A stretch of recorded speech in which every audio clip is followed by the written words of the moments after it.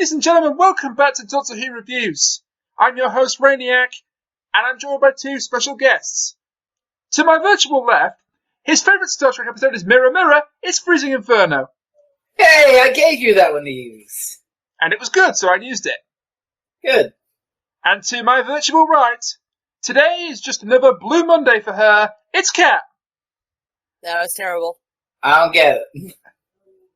Who was in the episode? Oh. What colour human was in the episode? He was a human? Well, funnily He had enough... lizard eyes. Funnily enough, we'll touch on that later, but yeah. So, this week's episode then was Oxygen, written by Jamie Mathieson, and, oh boy, we got a lot to talk about here. Like capitalism. Yes. That chuckle in the background tells me we're not in for a good time. No. Capitalism. I mean, this is basically what I wanted the episode to be after you were talking last week, and I was like, ooh! Yes, pretty much. You basically said you wanted this, and you got exactly what you wanted, so well done. And I got more shit. Yay! So let's talk about Oxygen. What do you want to talk about first? Well, first of all, I just want to say how I love how creepy and atmospheric the whole setting for this episode was. It managed to be spookier than last week's episode, which was like the cliche spooky one. Was it ever spookier than Knock Knock? Well, at least in this one, people stayed dead, except for, Bill, but she's an exception. Yeah. Funnily enough, I was kind of fooled the first time I watched it into thinking that the people that were dead were somehow not actually dead, because he said, Bill's no more dead than you or I or anyone else on this station. I was like, wait, what about the corpses? Oh no, they're very much dead. He's not going to bring them back to life. One of them basically asphyxiated in space when her helmet was taken off at the beginning. But as you say, no, they're very much dead. I actually like that opening introduction as well, with them walking in space and the woman saying, I'm going to I want to have a baby and I want it to be yours, and then, oh no, I'm dead. That was like a red beacon saying, kill me, kill me. Pretty much. We're talking about the opening. Space, the final frontier. Yeah, with the two corpses rotating around the stars. How'd they get out there anyways? The suits. Yeah, but why? Where did they come from? Where'd they go? Where'd they come from? Don't you son of a god damn it! I knew you were building up to it and I tried to stop it. You can't stop me. That's true. We have tried many times, and we cannot stop Kat. We cannot stop the cat. God's sakes. But yeah, I thought the introduction was really good. Our pre-title teaser. It introduced us to one of the characters we will be seeing later on. It introduced us to our monsters, the corpses in the suits, and how they kill one of their victims. They literally take her helmet off. Although knowing what we do, it could be that the helmet coming off was just, like it malfunctioning, and it fell off, because as we see, their preferred way of killing is to send the signal through to the other suit. Yeah, that's possible. Yeah, that makes sense. Except, either way, if you looked at her eyes, the eyes looked like she'd been exposed to space. Well, yeah, she was exposed to space. Actually, no, hang on a minute, no, because when it shows her again later, her eyes aren't like the Doctor's go. So you're right. It was the zapping method. We just didn't get to see it. Plus, here's the fact that just because you're dead doesn't mean that the stuff inside your body isn't going to react to space. The water in your body doesn't just go away because you're dead. Yeah, you're right there. But I thought it was a very effective introduction, and that gave rise to our first shot of the Doctor. Hey. And we can tell that he is pining to go back into space and to break his oath. He's the goddamn little robot from Portal 2. Space! What, Wheatley? No, the other Space one. Bot. The Space Core. The one that's all like, one of space. Oh, that robot. Sorry, can you tell? Called the Space Core. How Can did you tell I haven't played Portal 2? Well, you should, because it's pretty good. It's really good. Unfortunately, this is not a video game podcast. So let's talk about the Doctor then, because I thought, again, Capaldi put in a really good performance, but I think it was even better, perhaps, than we've seen already from him in Series 10. There are some good moments. Oh, he had a lot of good lines. Yeah, I mean, well, it's a Jamie Mathieson script, so the Doctor just has like 12 really lovely, eloquent lines in this one. Maybe more. Yeah. At least 12. Some of which are really, really good. I mean, the one I particularly like. Go on, Kat.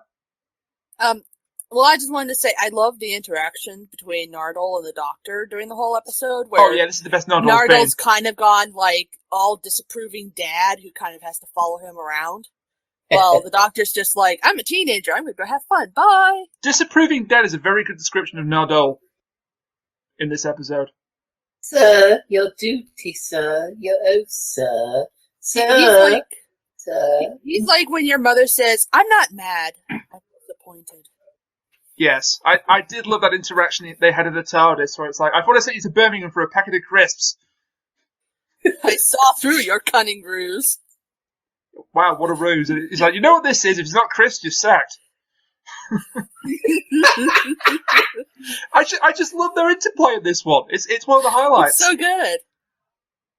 It's like, technically, Nardole didn't have much of a role in this, but I think that his interaction with the Doctor pretty much, No, he had something to do in this one, thank goodness. It's about time that they actually did something with Nardole rather than him being a bolt-on. Well, let's put it this way. He wasn't too important. No. So it was just nice to have that interplay between him and the Doctor, them talking and conversing and everything. I do love one thing that's interesting, though. You know how he takes the fluid link thing out? Yeah. That's actually an old Who reference, because in the second story ever, which was the first Dalek story, the Doctor deliberately takes out the fluid link in the TARDIS because he wants to explore this planet, and that fucks everything up. So it's interesting now that Nardole's all like, I've got the fluid link, you can't go anywhere. And the Doctor's all like, yeah, sure, and just goes. So I guess in the 2,000 years or whatever since, the Doctor fixed that. I love that. It's like, the time's going to go without that. And who told you that? You did. Exactly. Teach you to trust me.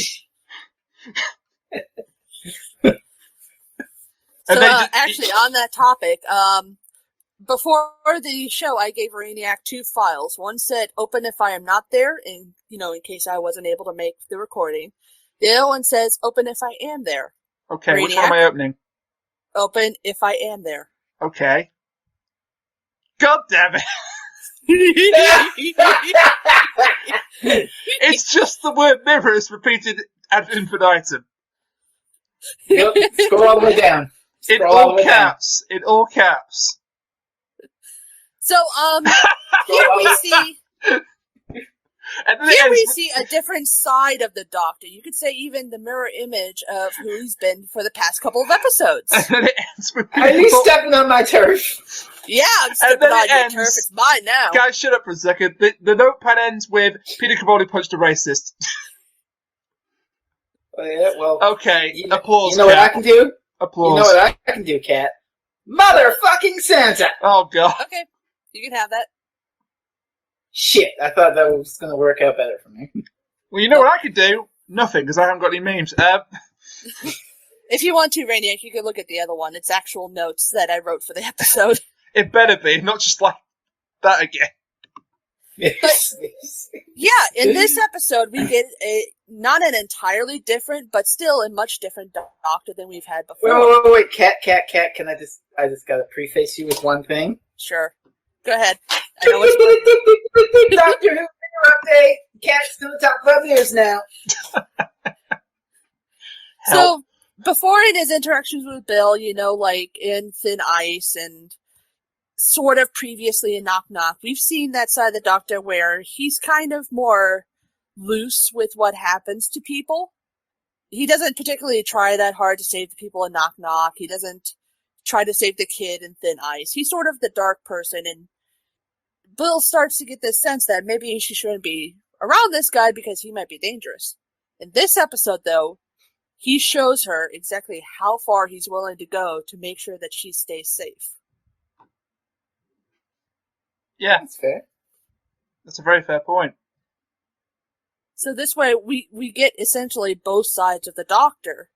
This new Doctor technically new Doctor that we're talking about here with Capaldi. Where, yeah, he has this darker side, but he also has this side that's willing to go through hell itself in order to be able to save people. And, well, yeah, the hell itself. This episode is just brutal to the Doctor and Bill. Oh, it beats the crap out of him.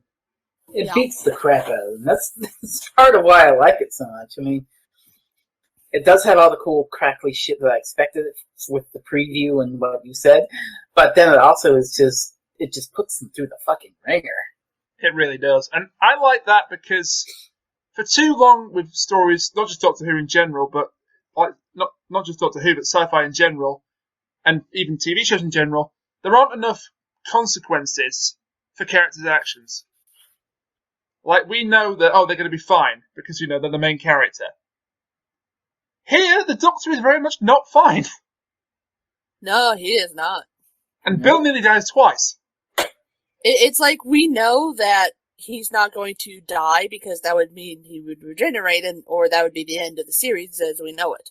And seeing as, while we have been told he's going to regenerate eventually this season, we don't think that's going to be this early on, so there's really no danger to it. Yeah. But having something like this happen, well, that's actually something. You're allowed, it just makes you sit up and say, hey, wow, we can have steaks every now and again. Oh, okay. Or as I said in my notes, Holy Testicle Tuesday. I saw that.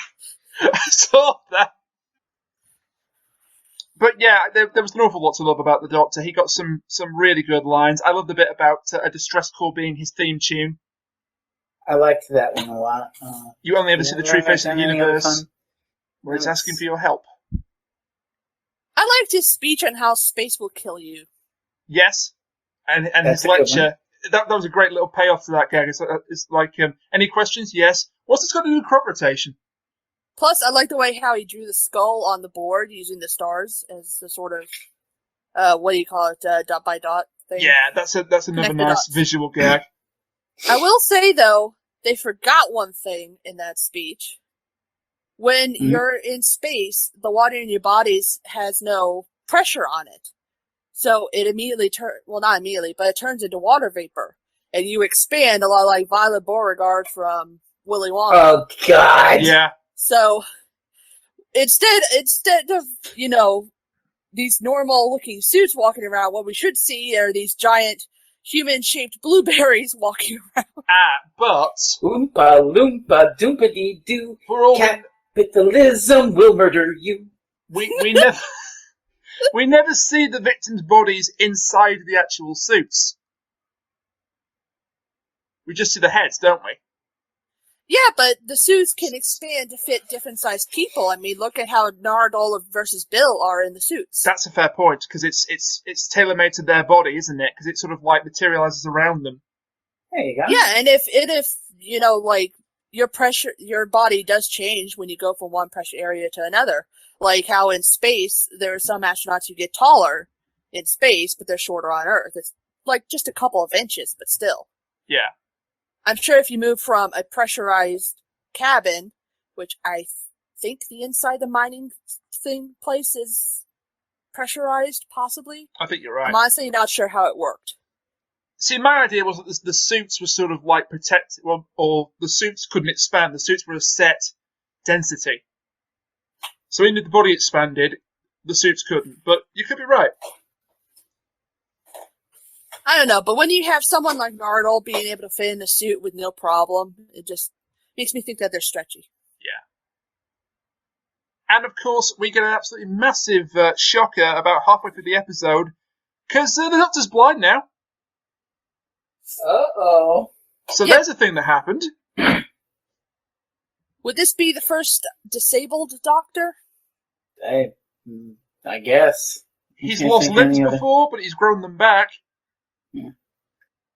I mean, obviously he's probably going to get his eyes back at some point, even if it's just regeneration. Well, you would think so, wouldn't you?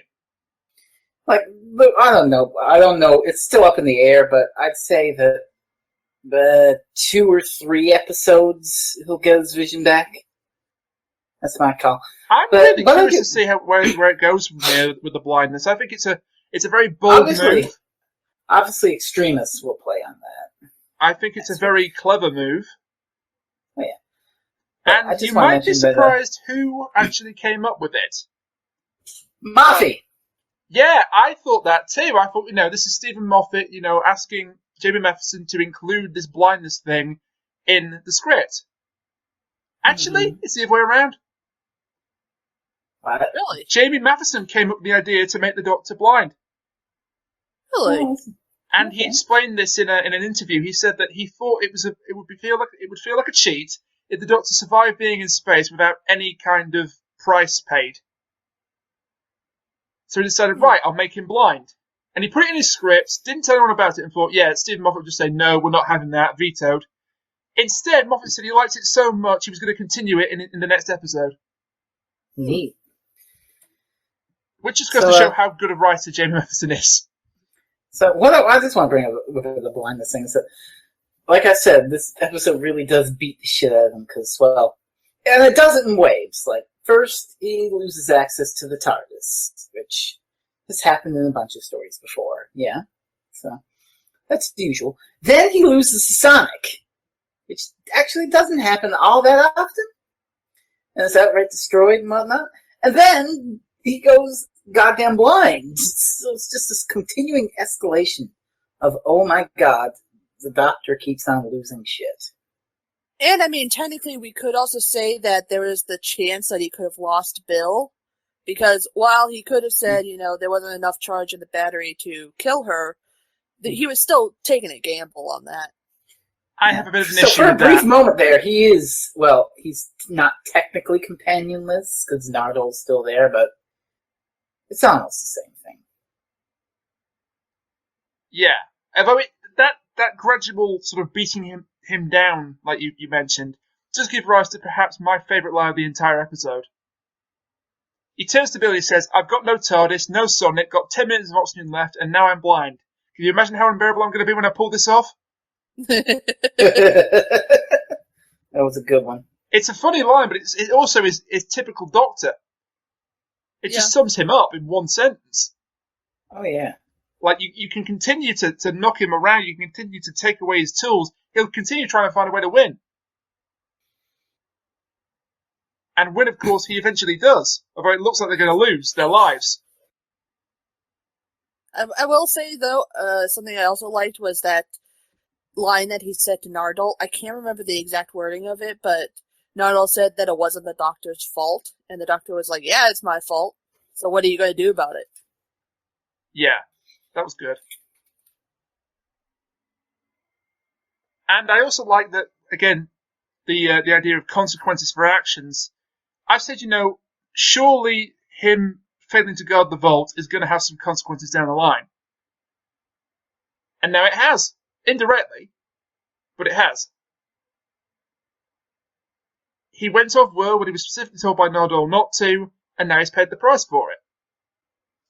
Plus, he'll still pay the price if he's still blind, and whoever or whatever's in the vault, which is probably messy, let's be completely honest here. But eventually the thing in the vault is going to find out, and they're going to use that to their advantage. I also thought Capaldi played a blind person very well. Oh, yeah. Yeah. I will say the only part that threw me off is on the second watch when Nardole, quote unquote, repairs his eyes in the TARDIS and he's just looking at people normally. I mean, obviously he's trying to put off the fact that he can't see and not let them know that he can't see, but it was still a little too on the nose, if that makes sense.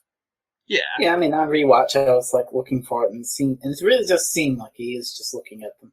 So. Yeah, so he was just basically looking at them, and it didn't seem like he was actually blind. But I can forgive that because they're trying to hide the fact that he's still blind to give a nice big cliffhanger, and it certainly was a cliffhanger for the audience. Because I thought, all right, he's blind now, but they'll find a way to fix it in the TARDIS. You know, it's just to set up the resolution of the episode. I won't go any further than that. It's like I can't see. I can't see you, Nardole. I can't see anything ever again. I'm still blind. What? I did like that fade to black. Yeah, that was pretty cool. Yeah. Completely melodramatic, but pretty cool. What's wrong with melodramatic when it's called works? When it works, it works, and here it really, really worked. So the Doctor went through the ringer in this one. But arguably, Bill went through the ringer even harder. Yeah. Oh, God, yeah. Just a bit. I thought Pearl Mackie was fantastic in this one, to be honest with you. Both of her death scenes are absolutely fucking brutal. Especially the second one. Just tell me a joke. Just tell me a joke before you go. I don't know. I'd argue that the first one was more brutal. The second one was more emotional. Yeah, all right. That's good. But her calling out for her mother, oh my god. Oh my god. Ugh. And then the first one where the Doctor's like, you're about to be exposed to the vacuum of space, and just the way that Pearl Mackie says, oh god. Yeah, she's very believable in that. Me. And she's freezing to death, her face is icing over and shit. Her vision's blurring and fading. Holy Jesus. They did that scene really, really well, and where they really excelled with that was the sound. Because all you hear is the sound of her own blood pumping through her veins, and the sort of eerie ringing, which you would get in a vacuum just before you died. And then everything goes red and she blacks out. Perfect. Really atmospheric, and as far as we know, because, you know, anyone that has been exposed to the vacuum of space isn't telling us anytime soon, is all I'm going to say, is what would happen. What we know from science would happen. So, yeah, kudos to the research team for getting it spot on. Hell yeah. And kudos to Mathieson for foreshadowing it brilliantly, but not in such a way that we were taken for fools. Yeah, it's like certain other people who write Doctor Who. Yes, and he's coming back later this season just to worry you. Well, I mean, it's not so bad because Frank Culture Boys came back and did okay. So yeah, true. I can cross my fingers. But unlike certain other stories before the flood, this did not treat the audience like idiots. Bless you. Thank you. It did not treat the audience like idiots. It did a really nice job of saying, this is what's going to happen, but I didn't think about that. I just thought it was him just giving a lecture. Mm-hmm. So, in that regard, it really worked. And it also helps Bill survive because she's paying attention to the lecture and she knows not to hold her breath. Or else pop. Pop goes her lungs. So yeah, that's a really effective use of foreshadowing that doesn't treat the audience like idiots. And writers could take notes from that. And should take notes from that. Please. Research helps. Speaking of research helps, not related to Bill or anything like that, but I love the little touch of the map being measured in terms of average breaths. Oh yeah, that's great world building. Yeah, there's some really nice little ideas in this one. Mm-hmm. I mean, some people said that maybe this should have been a two-parter. I disagree. Nah, this is fine. Because the problem is, if you made it a two-parter, it might turn into Before the Flood. Oh, God. Where we have a great setup, and then the payoff ruins everything. Oh, yeah. Which also dealt with sort of zombie people going after the living. There was one thing I didn't like about Bill in this episode. Now, I know that obviously they weren't going to kill her off because she's only had 4 or 5 episodes up to this point as companion, but it's the explanation for why she didn't die from the suit. It's fine with me. Her battery was too low. It's a bit of a cop-out. It's fine. I don't think the Doctor ever checked her battery on screen, so how the hell do you know? Well, the suit was being a glitchy, unrepaired piece of shit, try to remember, when the Doctor had to save Bill from being in the vacuum, he gave her his helmet, and he put the suit on auto. If it was there on the display what the battery level was, then he would have known just from looking at it and setting it to auto. Okay. But isn't the method of killing to disable the victim's nervous system not necessarily kill them by lethal electrical shock. Well, I think they work in both ways, don't they? From the visual, it seems like it disables the central nervous system by massive electric shock. Okay. So you're saying that it just temporarily knocked her out rather than kill her outright? Yeah, that sounds about right to me. Okay, I'll buy it, I guess. I also wonder if that was supposed to be the corporation's way of giving them a, not a horrible death. Because if you disable the central nervous system, wouldn't that mean that they can't feel anything? I don't think the corporation gave a damn. No, we'll get to the corporation. Oh, we'll get to the corporation.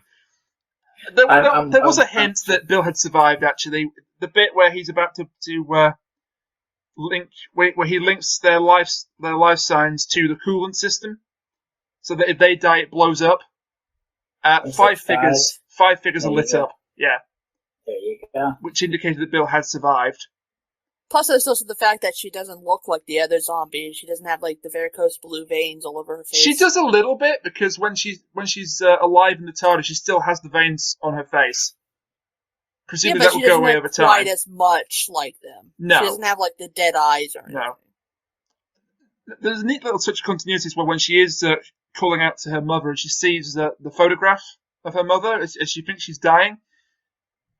You only see the photographs that we've seen of her because those are the only photographs that Bill has seen of her, and they didn't cock up and just show like her mother. So that was neat. Props for sticking to continuity there, Mathieson. Good work. I will say, and this will make me seem a little heartless, but why was she calling out to her mother like that? Because she was about to die. Yeah, but she's like asking for her mother to talk to her? And if you think you're about to die, would you be thinking rationally? No, but I wouldn't be asking for my dead mother to talk to me, I don't think. Yeah. That's a bit much, I think. Maybe. But one thing I really did like with Bill in this is that they continue to have her be not naive. What's the word I'm looking for here? We've established that she's sci-fi savvy. She has common sense. She's a bit like Donna in the fact that she's not swept up in it all like Clara was or Rose was. There's none of this, you are the most important person in all creation thing. Down to earth? Yeah, I suppose down to earth is the best way to describe it. She's got an adventurous spirit. They're not on Earth, they're in space. Yes, alright, Kat. Yeah, I know, don't worry. I realise. But Bill's got an adventurous spirit, clearly. But she's also quite cautious. She's definitely frightened when the situation warrants to be frightened. But she still thinks stuff through. Like, she was the one who realized that, all the oxygen was about to go away. Yes. Oh, she's not dumb. She's certainly not dumb. She is very much a victim in this episode, but she's not dumb. Thankfully, she survives. But and hopefully it'll make her stronger in the long run. Yeah, I also like the fact that there are points where he was intentionally trying to frighten her in order to keep her fast. I'm trying to max out your adrenaline. Fear keeps you fast, which is a nice throwback, by the way, of course, to Listen. Hell yeah. That's also a danger, though, when literally your life is measured in how many breaths you take. Yeah, and then Bill starts hyperventilating. Oops. Like, she actually starts hyperventilating at one point. I really like the effect of her breath hitting the force field, though. That was so cool. Yeah. Yeah, that was rad. Visually, this was a really impressive episode, as I've already said. Oh, yeah. We've already touched on Nardole already, but there's more to talk about with Nardole, other than just his interactions with the Doctor. What do you want from me? The truth, sir. Don't be unreasonable. Again, my best friends are Doctor. Blue-ish. Yeah, some of my best friends are bluish. Oh, God. They kind of hint that Nardole might have a bit of a dark past. Kind of. That's how I'd do it. He says if I was going to steal from this, that's how I would do it. Of course, I'm not saying I do anything like that. Well, I mean, he was in cahoots with River to steal the diamond from King What's-His-Face. That's true, but more the bit like says, I haven't seen my reflection in a while. I swapped my face for this one while on the run. Reflection, you say? Oh, Christ.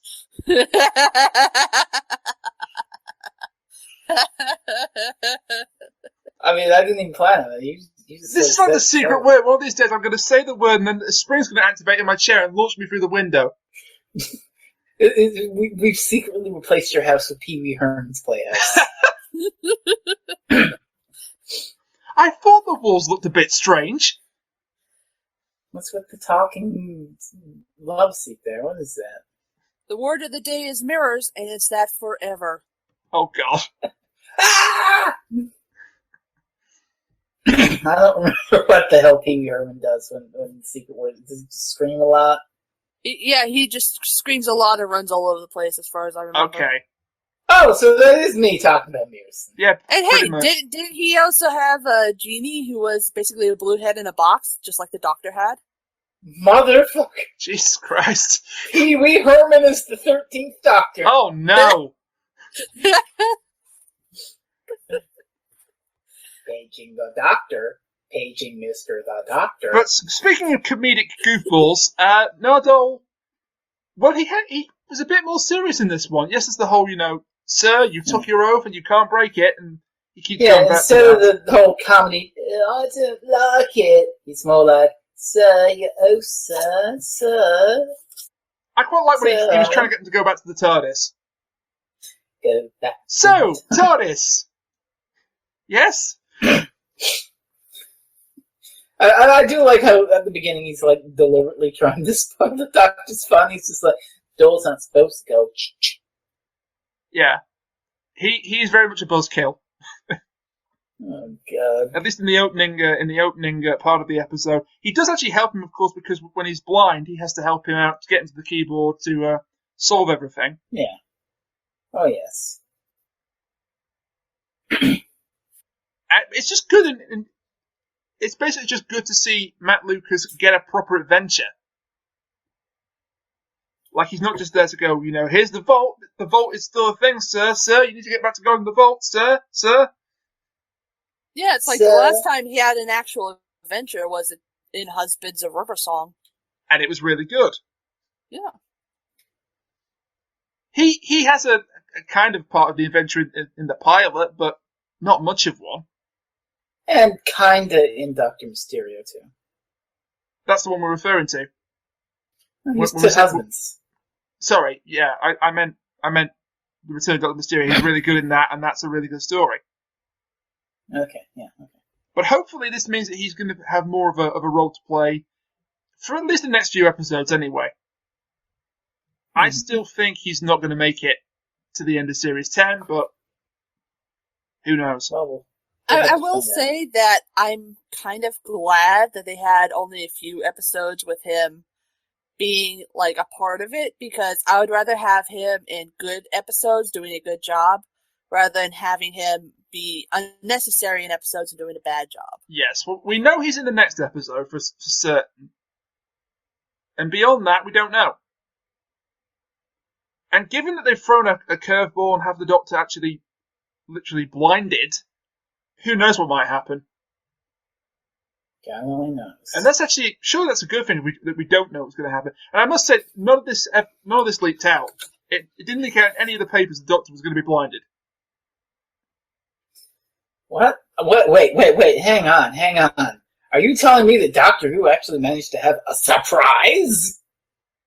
Yeah, because they were too busy spoiling other things that I'm not going to mention at all. Oh, motherfucker. But, yeah, this managed to sneak past the papers. Well, I mean, it's not that hard. All of the scenes of him being blind were on different sets, so all they had to do was make sure he wasn't seen going from makeup to set. Yeah. There you go.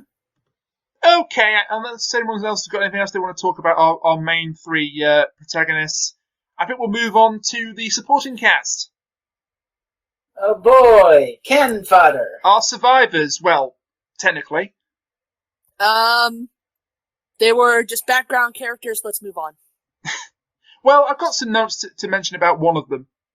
Damn. Go Okay. on. Which is Dar-Ren. The blue guy.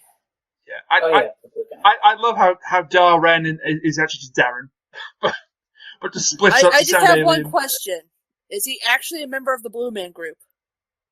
I have no idea. Well, it would make sense because he's bald and he looks good in blue. So who knows? Darren was a bit of a swerve for me because I thought, because he stands out, he's gonna be quite important. Maybe he's gonna end up being a traitor. There is a bit where Tasker is killed, and Darren sort of calls out to him. He's like, hurry up! And because of that, he's distracted and he gets killed. So I thought, okay, is Darren like a traitor on the inside, killing them off one by one? No, it wasn't that at all. That was just a coincidence. But there's some interesting stuff behind the scenes about this character, or more so about the actor who played him. Okay. So the actor that played him, his name is Peter Caulfield. Mm-hmm. He's usually known on set as PC. Oh, jeez. However, there's already a PC in Peter Capaldi. So how did they get around this? Well, they renamed Caulfield to Blue Peter. God damn it! I'm serious. He said as much in an interview. It's like, hey, Blue Peter, you need on the set. Okay, I'm coming. Wow. God damn it. And his favourite scene to shoot, by the way, was his death.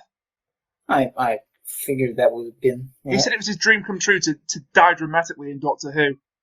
Well, I mean, it could be worse. He could have been known as, like, Richard Butte or something.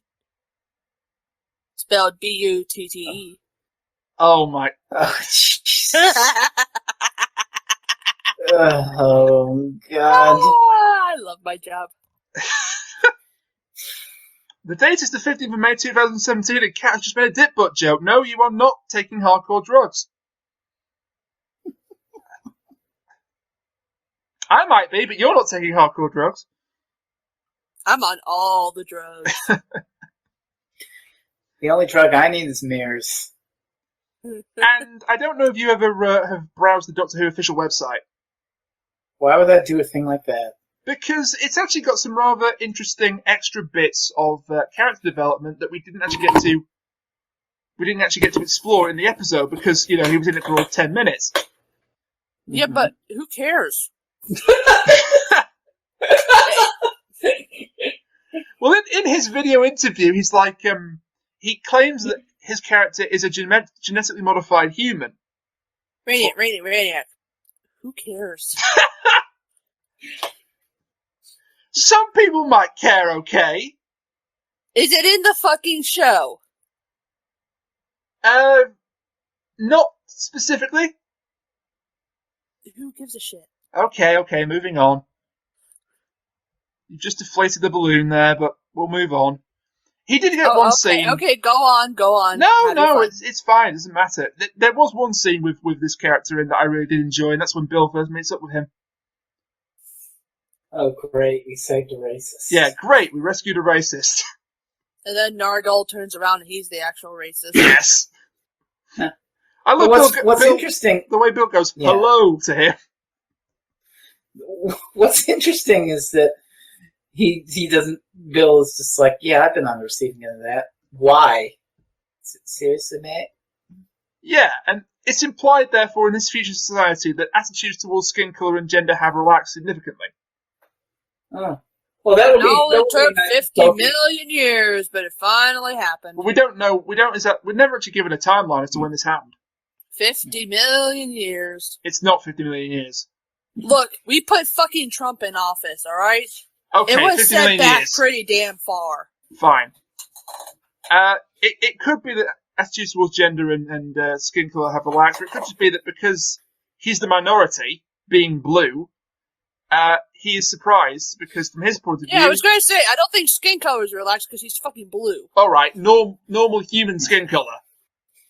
Even if the attitudes towards gender and whatnot and racism were relaxed, that would all be undone by the attitudes towards fucking hyper-capitalism in this episode. All I was going to say, by the way, about him is that the website says he's the only non-human member of the survivors, whereas the actor himself said he's a genetically different human. That's all I wanted to say.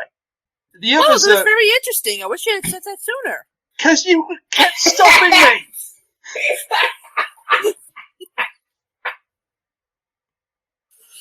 God. Do you ever get the feeling you're being wound up, audience? Because I get the feeling I'm being wound up. What? No.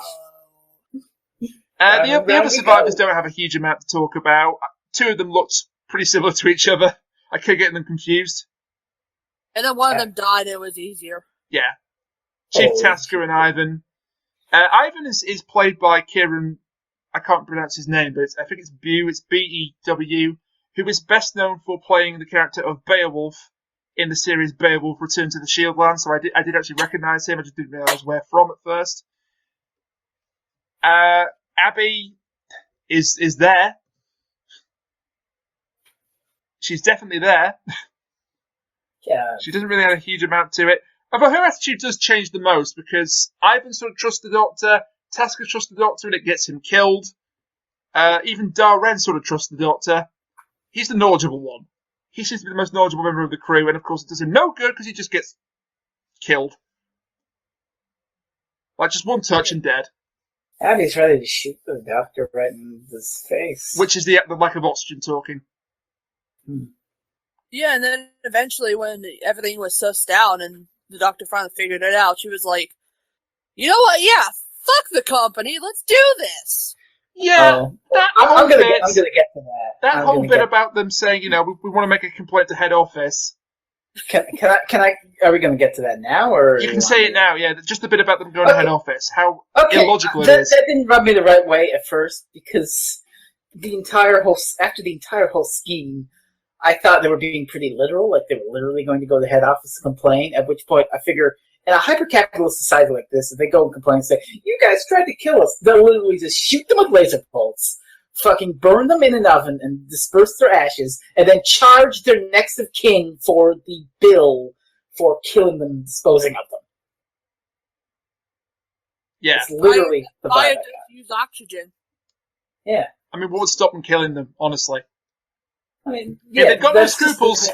They've got no scruples about killing 38 people on a mining base. What's to stop them finishing the job? Exactly. I didn't take it literally. I took it as the Doctor said to them, be loud.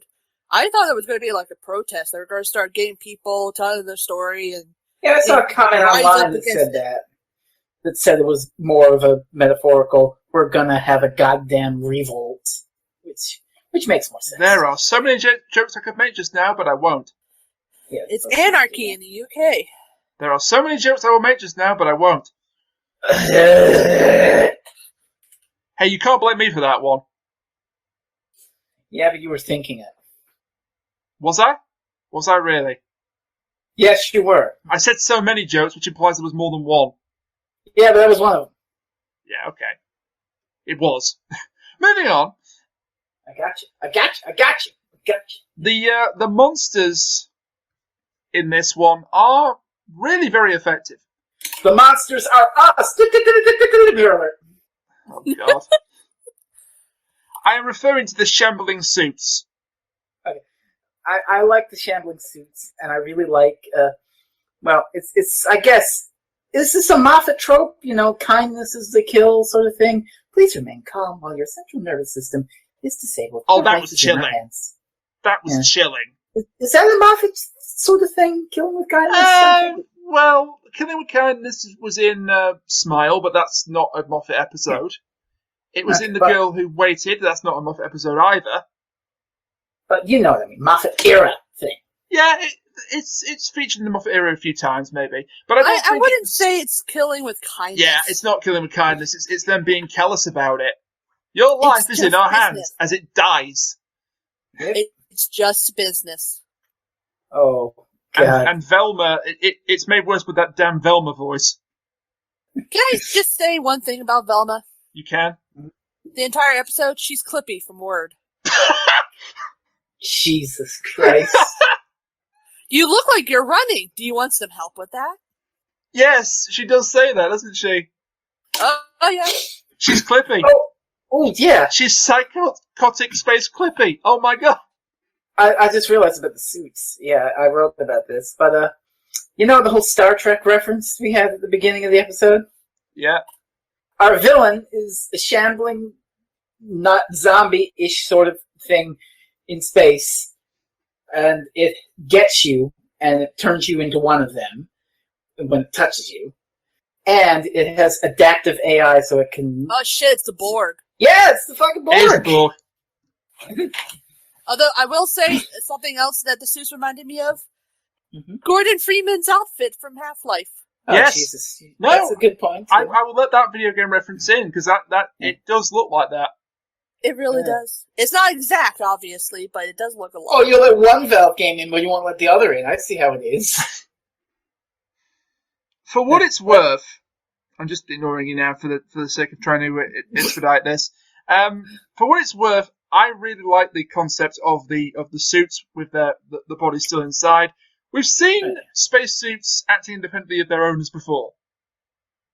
The moment when the suit is moving on its own, just packing boxes, and the doctor pops his head off, that actually did make me go, "What?" That was quite a good moment, yeah. So, okay. And you couldn't just tell us why. Yeah. Just to go back to the Borg thing, it doesn't really work. I mean, the Borg are more of a space imperialism, and this is not my term. This is literally like a blogger term. A dark mirror of the Federation from Star Trek. So, yes. They're not really interchangeable here, but there's a lot that made me think of them. It's not a perfect one-to-one comparison. But. There is one thing that I was kind of curious about, but it's not like a huge nitpicky thing. Mm-hmm. So, the company sent out the replacements, or at least the doctor says they're the replacements, before they sent out the signal to kill everybody or whatever, before the distress call. Yeah. How are they going to explain to the replacements why there were a bunch of suits walking around with dead bodies? Because the suits presumably would just walk off into space. I guess. But get rid of the evidence. Yeah, I guess there'd be a subroutine. If everyone's dead, just get rid of the organic component. I mean, they wouldn't walk off the suits, because the suits would still have valuable oxygen. Maybe they take the oxygen out. Yeah. But the suits actually would be a negligible loss. You raise a good point. So they wouldn't jettison. I'd say they jettison the bodies, like Kat said, into space. And as I said, we have seen the concept of a spacesuit acting independently of its owner before in Silence in the Library. Hello, River. Hey, yeah, you've turned off the lights. That line still gets me to this day, but in that story, it's the shadows, it's the Vashta Nerada hijacking the suits and making them move by force. Here, it's mechanical. Purely mechanical or robotic. Take your pick which one you prefer. And I like that concept of for a concept of zombies. Mm-hmm. It's a neat Doctor Who-ish twist on a zombie. Yeah, I mean, zombies at their core are a whole capitalism gone wrong thing. I'm thinking of Dawn of the Dead, which is basically this, look at these stupid zombies, they still let us shop at the mall because they're stupid capitalists. Resident Evil, too. Resident Evil was basically just a corporation just trying to make a whole fuck ton of money. Oh, yeah, that works, too. Oh, Dead Rising. Dead Rising, yeah. That's sort of more technically, Dead Rising 2. Yeah, I was reminded of... Funny you mentioned Dawn of the Dead. Was it Dawn of the Dead that you mentioned? Yeah. Yeah, I thought of that one too. Yeah. That still gives rise to one of my favourite movie quotations of all time. Which one? Man, I'm running this monkey farm now, Frankenstein, and I want to know what the... That's Day of the Dead. That's Day of the Dead, is it? And I want to know what the fuck you're doing with my time. Brilliant. Yeah. That's Day of the Dead. Sorry, I get the Romero films confused. Yeah, Don's the one in the mall. Dave's the one in the underground bunker. Yeah, okay. But are we going to talk about the other suits in this episode? We can in a second, yeah. One thing you know the shot where Nardole looks out the window and there are all the corpses in the suits walking on the outside of the base? That was a great shot. Hell yeah. And the musical score was very stark and bare, which just added to the atmosphere a lot. What's that? Rainiac talking about the music? Take a shot. No, they're already. If they're playing the drinking game, you literally put mirrors like 1,000 times in the text document. They're dead.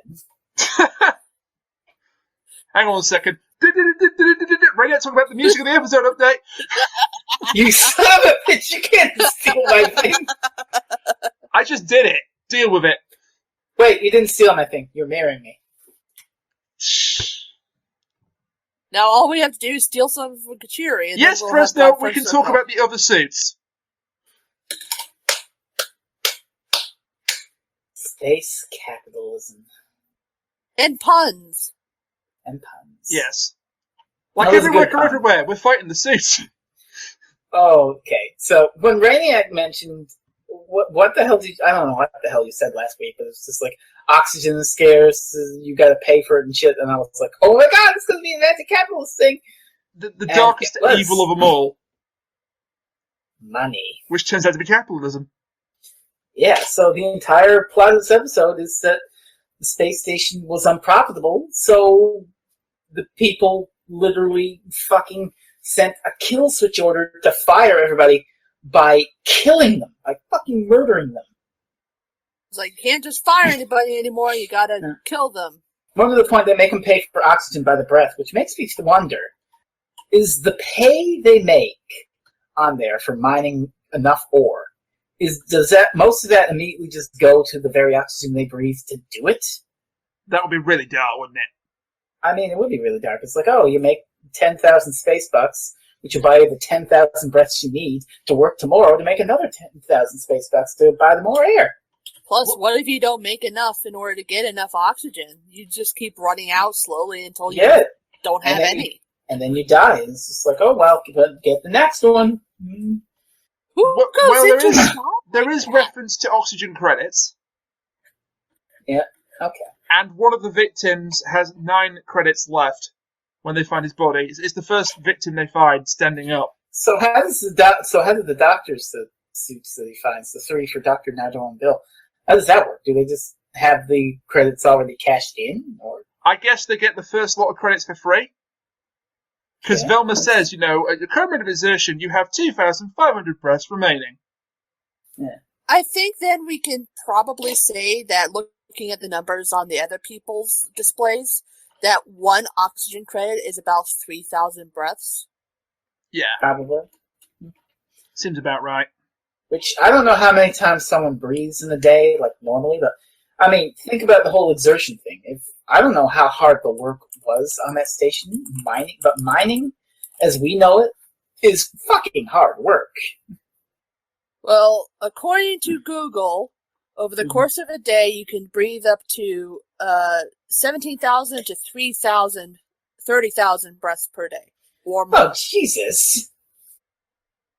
So 1 oxygen credit is not even close. Wow. That's bold. That's blunt. But that all of that belies the whole purpose of this episode, which is the station was not pulling in the numbers, so the powers that be were literally just instead of shuttling them out and paying to shuttle them back to Earth or some colony or whatever, just like, okay, kill them. Just fucking murder then them. we'd have to pay for the oxygen to get them back to wherever they are. Exactly, yeah, there you go. So it's just like, this is the most cost-efficient way. Just fucking kill these. They're just people. It's not like you're spending oxygen or anything. It's just people. Speaking of that, is that going to be the central theme of this series? Or this I know, it's popped up a lot of times. I can literally hear the keyboard warriors warming up as we speak. Oh, God. Is the central theme going to be people who see other people's lives as nothing? I am very, very relieved that I actually missed the Twitter reactions we got, for this episode. At least Thin Ice and Not basically did it. I was basically out watching Eurovision with some friends on Saturday night, so I couldn't see the episode live.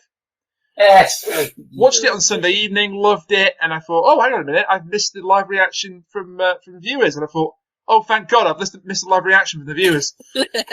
I haven't seen any, I haven't really seen any bullshit. Well, then again, I don't follow people. It's certainly going to be there, but it must be said, it has been less pronounced than at the end of Thin Ice, after Thin Ice. Yeah. Which is weird, because this is even more overt than Thin Ice was. Well, this is anti-capitalist. Thin Ice was anti-racist. Which apparently gets a bigger reaction out of people. I mean, you can do a story where capitalism literally kills and the doctor starts tearing it all down, which you've done a million times before. But the minute the doctor says history's a whitewash, all of a sudden people are like, that's not how it's supposed to be, that's pandering! Wait, with going with this, anti-racism and then anti-capitalism, could you say that Knock Knock was anti the idea of keeping people on life support when they really shouldn't be? Holy shit. There was a bit of a euthanasia message there, yes. Holy shit. Okay, well, anyway, back to capitalism, though. I do love the doctor's solution to this. Yeah, I'm not touching that shit with a 10-foot pole. I don't know much about euthanasia, but I just love that. I'm not going to talk about euthanasia, but let's go back to capitalism, where I really excel. Hell yeah. Capitalism, ho! Ranting against capitalism is what I do best. Oops. Barky bark. Me complaining about a dog in this review is what I do best. God damn it. That's okay, because I'm just taking time to get the thing up. It's like, forget all the serious issues that we probably should talk about, but really don't. Let's talk about capitalism. Hey! Okay. So, the doctor foiling this entire scheme. Well, it's not really the doctor breaking all the rules so much as he is playing with them, but just turning them around. So it's like... Oh no, this is... He's following the rules this time. Yeah. Oh yeah. He's like, oh, okay, you want to say that our lives are worthless? Well, guess what? Now they're not. Yep. So he just fucks with the capitalists. He's just like, oh, fine. Would you want to kill all the organic components? Well, I just tied them to the reactor. Our deaths will be meaningless and very expensive. Yeah, that's it. It says our deaths will be brave. Our deaths will be fearless. But above all suits, our deaths will be expensive. Stop. And then they all just freeze. Yes. Wait, shit. If we bought the space station, that would be 10 million space bucks. Oh my god, we can't do that. We can't do that. I mean, I could murder 40 people just fine, but 10 million space bucks, I can't do that. The magic word, and then the dead victims give the live crew their oxygen, and there's a lovely moment where Ivan is face to face once again with his dead girlfriend / wife. Dang. She's dead. So seriously, you can't understand what you're saying. She's dead. It's bittersweet, unfortunately. But why are you thanking her? She's dead. Well, was he thanking her, or was he thanking the doctor for saving them all? He was thanking her. The one gripe I did have does relate to the whole complaint to the head office thing is that the doctor just summarizes the end of capitalism in this one. It's just like, oh, they revolt 6 months later in capitalism. I mean, in Thin Ice, you got to see the privileged, imperialist, racist asshole get punched in the face, lose all his goddamn money, get denied the privilege of blowing everybody up and getting really frustrated about it. I can't kill all these people. I want to, but I can't. I'm supposed to get what I want because where's my pacifier? And then he fucking dies. And then he just drowns in the ice. We don't get that sort of cathartic release in Thin Ice. The doctor just says, oh yeah, I do remember, the revolt happened in capitalism. Would you have liked to have seen the military go bust? Like in a montage at the end? I'm going to quote a Doctor Who-ish writer. He writes a lot of cool stuff. Jack Graham. And he said about the episode, Doctor Who tonight was good, but once upon a time it did stories like this, but with Revolution's ending with the boss being thrown off a roof. I will say one thing to counter that. Go on. Where was the corporation during the entire episode? Sitting back on Earth with them in a bed of money, lying in a bed of money, diving in like Scrooge fucking McDuck. I don't know. Exactly. Do you really think they were watching through the suits or anything like that? Oh no, they probably won't watch. It was all just automated. And then they come back. This was perfect because this shows how disconnected the company is. Oh, yeah. Now I like that. That's good. That's good. Yeah. Okay, but I would have liked to see the whole thing come the fuck down in the end. I just needed that release. Yeah. But I get what you're saying. But they don't do that in the Almost People either. When it's a similar ending where they bring the survivors to the corporation to report. Yeah. And you don't get to see the aftermath of that. Is the Almost People, the Ganger episode, anti-capitalist though? It's more sort of. It's not so much anti-capitalist as anti-treating people like commodities. I guess you got a point. That's true, but it had a lot of good things in it too. So they treat the flesh like it's It's just but then again, commodity. that's a 6-year-old episode, so we're true. But you do see echoes of and flashes of previous episodes in these current ones. Yeah, that's fair. That's fair. And if they come up, I'm going to go well talk about them because that's kind of my speciality. I mean, I just referenced a Jack Graham tweet where he talked about a Tom Baker episode. Yeah. Which literally that happened at the end of a Tom Baker episode, which was about tax. It was an anti-tax episode where people were making all sorts of money off of taxing the workers, making them overwork and shit. And it ended with a revolution, and the tax man was literally thrown off a roof. That sounds great. Oh, I love it. Maybe we could have seen that in this one, but I can understand why they left that out. Yeah. Maybe they felt that would have been too overtly political and left-wing. This is Doctor Who we're talking about. I know, they punched the racists 2 weeks ago. They do have to cater to as wide an audience as possible as well, so they can bring in the lefty overtones. But if they make it too obvious, it might turn people off. All right. That's a fair centrist view, I suppose. It's enough. It's enough for me. I love how you equate me being a centrist with something bad there. It's like, okay, I guess you've got a point, Mr. Sit in the middle of the fence. Yes! It used to be being a centrist. If you sit on the fence, all you get is excluded. Now it's, if you sit on the fence, you've doomed us all! How dare you! You sitting on the fence, you're poking that picket right up your ass. It's not like both sides could have good ideas or concepts. You sat on the fence and now we're leaving the European Union. You sat on the fence and now Donald Trump is the president. God damn it. I did not sit on the fence. I very clearly picked somebody, and then the entire system worked against me. And I have had people say that to me, by the way, that I'm people like me are the reason why all the bad things are happening. Well, I'm I can tell you right now, no, it's not. Which is hilarious, but the worst we got is Trudeau. At least Trudeau looks nice. And as far as I know, the worst thing was Elbowgate. So. Fucking. I forgot about that shit. Okay, can we wrap this up?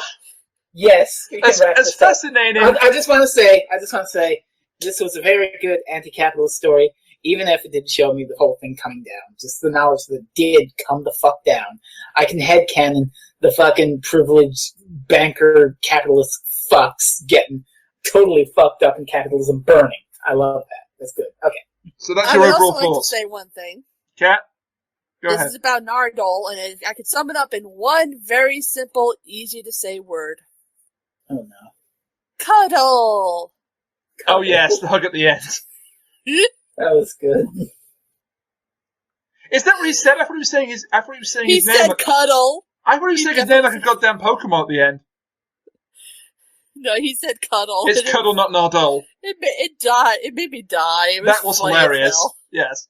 Oh, God. But Fresno's already given his overall thoughts, so Kat, what are your overall thoughts?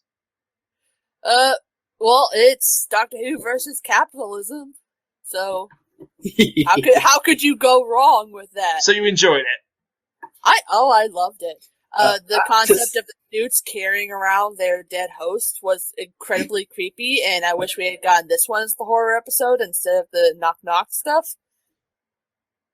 And technically we did, but still, I would have preferred this to be the only horror episode. Just to sum up my own thoughts really quick, I loved that it was anti-capitalist, and I loved that, aside from that, it was also scary and brutal as all hell with lasting ramifications. Oh yeah, there were no Mathieson is 4 for 4 now. Yeah, he is. So that's what I would say Woman Who Died is weaker. I would say Woman Who Died is weaker than the other three, but it's still pretty good. Wait. Did Mathieson do Woman Who Died, too? Mathieson did Mummy on the Orient Express, Flatline, Woman Who Died, and then this. Yeah, Woman Who Died. So, I mixed those up. The one with the Vikings is Woman Who Died. The one with Lion-O is Girl Who Lived. Yeah? Okay, y'all are getting it completely wrong. It's the girl who died. The woman that lived. Oh, sorry. The girl who... God damn it, these episodes! They are interchangeable, in fairness. I know, but whatever. The girl who died. The girl who died. Call it the Viking one. Just call it the Viking one. Yeah. The aristocrats. God damn it. My overall thoughts on this episode, I thought it was really good. I think it's the best one so far. It's got competition with Thin Ice, but it was a cracking story. It flew by so quickly on my first watch. It was, 45 minutes? It felt like half an hour had gone. Yeah. I would put it at my top list to best episodes so far, with Thin Ice very, very, very, very, very close. And the best thing about Oxygen is it caters to both sides of the audience. If you like your Doctor Who with a strong dose of politics, like certain people in here, hint, hint, this is the episode for you. And if you just want to enjoy a really good adventure, you can do that as well. Yep. Yeah, if you're a weirdo. So fun for everybody. Yay! And keep the people ripping it to shreds in the comment section. Well, okay, it's fun for everybody except for the people who have some sort of phobia about zombies or something. It's fun for everyone except the capitalists. Yeah. I'm sure you're sitting here. I'm sure you're sitting in your $1 million condo, sipping your fucking expensive-ass aged champagne, and you're like, how dare that FreezingInferno criticize my capitalist tendencies? Why, I never. And you touched on the fact that there's lasting ramifications in this one, and that ties into next week's episode. Next time, it's Extremis. To the extreme! We're gonna have Iron Man! This one, I am so hyped for this one, for reasons I cannot unfortunately go into, because Kat does not want to be spoiled, and that's fine. So I'll just stick to reading the synopsis, because that doesn't give away anything. Kat didn't see a preview, did she? Because you gotta watch. They stick your preview at the end of class, don't they? Well, not only that, but they stuck the next time trailer at the end of the program. Yeah, I missed it on first watch because I forgot and I turned it off at the credits. But I kind of rewatched. So here is your synopsis then. In the Hereticum, the Vatican's secret library of blasphemy, there is an ancient book known only as the Veritas. Throughout history, anyone who has read it has immediately taken their own life. Now a new translation is online, and the danger is spreading. The Vatican appeals to the Doctor. Will he read the Veritas? But can even the Doctor survive the ultimate truth? Oh, fuck me. I love the idea. The ultimate truth, by the way, is that everybody is a mirror. Oh, God. I love the idea of a cursed book, though, that kills you if you read it. Yeah, that's a really good concept. That is typical Moffat. That is typical Stephen Moffat, because it's a Moffat episode. Oh, man. So, it's another, I don't know, maybe if the book compels you to read it, it's one of those bullshit automatic things, like, if you are reading this, you are going to die. Oh! I wouldn't say it's a compulsory thing, because it is online, and the only time we've had shit go on online was that Clara episode, and even then they had to have spoon robots go and abduct people. But there is an awful lot in the next time trailer which I can't actually mention, unfortunately, especially that final shot. God damn. We can't talk about that yet. Well, for the sake of Kat, we're not going to talk about it. Yeah, we're not going to talk about it. I can say the goddamn Pope is in this. Holy shit. Oh, God. No it's word on religion, isn't it? And the Doctor's... God. Oh, my God, you're right. Oh, no God, word. Twitter. Nobody go on Twitter. This is your only warning. Don't go on Twitter. There's no word yet. Paging Keyboard Warriors, that's Keyboard Warriors to the Doctor Who review. There's no word yet on whether or not the Doctor will give the Pope a copy of Undertale or not. That's ruined me. That's absolutely ruined me. Oh, jeez. Well done. But no, this... Wait. I thought the cast at the mirrors ruined you. Well, this has ruined me again. Just the idea of Matt Pat giving the Pope a copy of Undertale. It was Matt Pat, right? Yes. Yeah. That is absolutely... I don't watch him, so... I don't either, but... I don't watch him either. I know it was Matt Pat. Just that mental image is hilarious to me. But yeah, this looks great. I am hyped as hell for this. And I'm hoping that we get the mystery of what's in that vault. The vault is shown in the next time trailer. That's not the spoiler, Kat, so don't worry. Oh, no, I mean... The vault has been in every fucking episode so far, so but it's not been in the trailers. I'd be very it's not been in the trailers, which would suggest that maybe, just maybe, we're going to find out what's in the goddamn thing. And Miss is going to be in the episode because it's totally her inside the vault. If you think about this time last season, episode 6, it was the woman who lived, and that had It was Lion-O! Look, it all comes back to that Yes, shit. but that had implications for the series' long arc. So I wonder if this one is also going to have implications for the series arc. We'll see. For once, I want a series arc that just ends in the middle, and then we no longer have a series arc after that. That would be neat. I discussed this with Fresno last week, actually, that I would like them to just get the vault over and done with now, and then we can find out more about what's inside it afterwards. We'll have to see how that shit works. That, to me, would be a better way to do a series arc. But we'll just have to see what happens. Next time on Extremis, when we come back and we review it. So all that's left to do is for me to thank my two guests, to FreezingInferno and Kat. Thank you very much. You're welcome. Mirrors and stuff. God damn it. Thank you to you, the audience, for listening to us this week and every week. We do appreciate the hell out of you guys, don't worry. Yep, all two of you.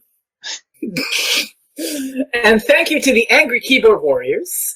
I'm sure you'll be very upset. Yes, and, thank you for keeping us on our toes. Oh, yes. And finding new ways to upset you each and every week. And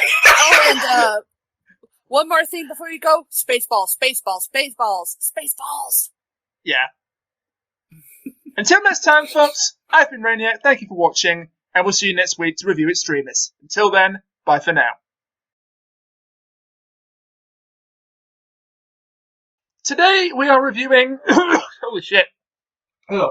Today we're reviewing... Wait. Peter We're Harris. reviewing Holy Shit, so anything by Moffat? No. I had to clear my throat. This is blooper reel stuff. Yes. 3. And this time it's your fault. Yes. It's your fault, Rainiac. It's always my fault. 3, 2, 1.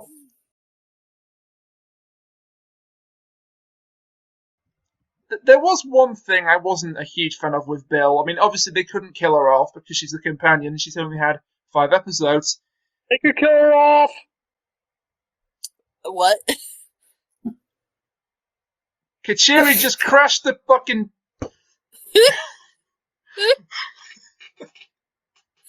That was not my fault. What were we up to? Son of a bitch.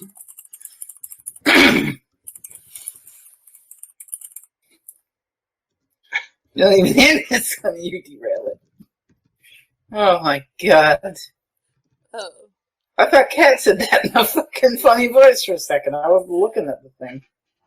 No, I randomly heard it. I look over and Kachiri's in the voice chat's like, what the fuck? What were we talking about? What were we talking about? I don't remember